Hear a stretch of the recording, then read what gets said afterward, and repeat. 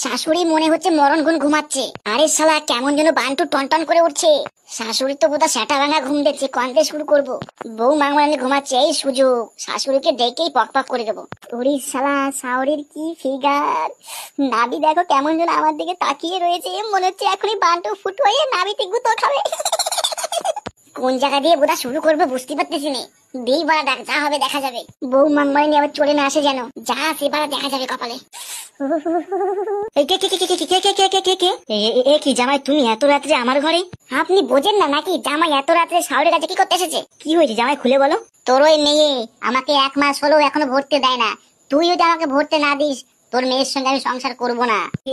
কি জামাই তুমি কি বলছো এগুলো? আমি যা বলেছি ঠিকই বলেছি। তোর মেয়ের সংসার যদি বাঁচাতে চাস, আজকে তোর সঙ্গে আমার গুতোগুতি হবে। শোন শাওরি, তুই যদি আমার গুতুটি না দিস, আমি তোর মেয়ের সংসার করব না।